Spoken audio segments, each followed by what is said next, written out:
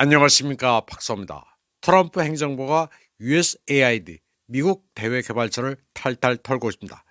그는 수십억 달러가 USAID에서 도난당해 민주당에 대한 긍정적인 언론 보도에 사용됐다고 말했습니다. 백악관은 우선 폴리티코에 대한 보조금을 중단하겠다고 발표했습니다. 백악관 대변인 캐롤라인 리빗이 미국 납세자의 돈이 폴리티코와 다른 미디어 매체에 대한 정부 구독료 보조에 사용됐다고 발표하자 트럼프는 트루소셜에 역사상 가장 큰 스캔들이 싹트고 있다고 경고했습니다. 리빗은 여러 정부 기관에서 구독하는 폴리티코 프로를 언급했는데 폴리티코 프로 구독료는 연간 최대 $10,000입니다. 트럼프는 USAID와 다른 기관에서 수십억 달러가 도둑맞은 것 같다면서 그중 상당수가 민주당에 대한 좋은 기사를 써주는 대가로 가짜뉴스 매체에 흘러들어갔다고 말했습니다. 그러면서 좌파 매체 폴리티코는 $800만 받은 것으로 보인다고 했습니다. 그는 또 뉴욕타임즈나 다른 매체들도 후원금을 받고 있는지 의혹을 제기했습니다. 이와 관련해 일부 보수 온라인 논평가들은 폴리티코, 뉴욕타임즈, AP가 USAID와 다른 기관으로부터 정부 자금 또는 보조금을 받고 있다고 주장했습니다. 전 폭스뉴스 프로듀서인 카일 베이커는 usaspending.gov의 공개 기록을 인용해 정부가 지난 12개월 동안 폴리티코에 $820만 지불했다는 사실을 발견했습니다. 정부 효율성부를 감독하는 일론 머스크는 이러한 지불을 납세자 돈의 엄청난 낭비라고 말했습니다. 그는 소셜미디어 X에서 많은 언론 매체가 수익 감소를 경험하게 될 것이라고 경고했습니다. 미 당국이 USAID 전 세계 직원들을 대상으로 강제 휴가 조치를 내렸습니다.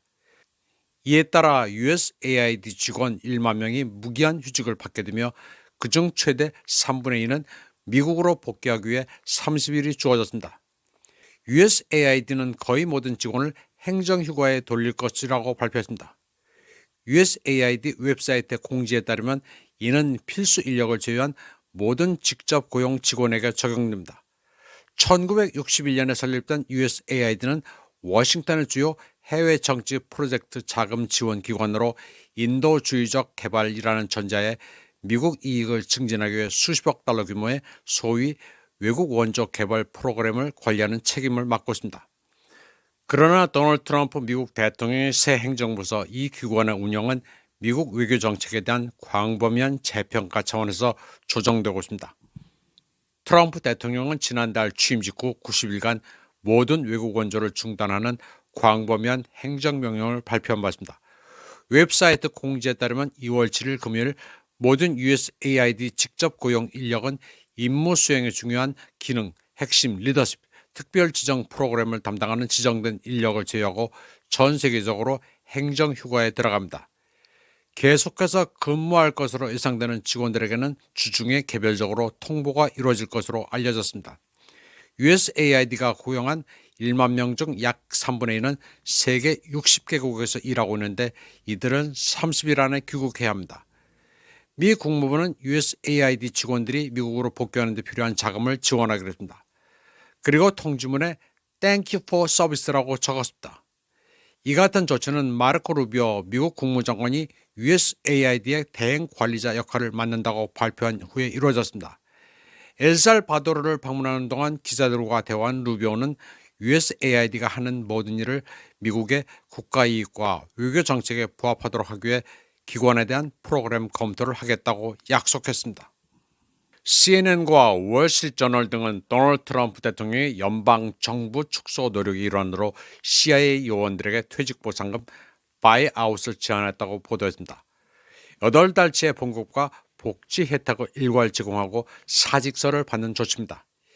이 제안의 이면에 있는 아이디어는 CIA를 미국의 직접적인 이웃들에게 영향력을 행사하는 데 더 적합한 공격적인 도구로 다듬는 것입니다. 마약 카르텔, 트럼프의 무역전쟁, 중국의 도전에 대응할 수 있도록 CIA를 재정비한다는 보관입니다. 트럼프는 약 240만 명의 연방 공무원 조직을 슬림화해 수천억 달러의 공공지출을 줄이고 정부 운영의 효율성을 증진하려 하고 있습니다. 월스트리트저널은 CIA가 이미 조건부 채용 제의를 받은 지원자에 대한 채용을 동결했다고 보도했습니다. 레드클리프의 보좌관은 지원자가 기관의 새로운 의제를 추진하기에 부적격하다고 판단되면 그들 중 일부의 채용이 취소될 수 있다고 말했습니다.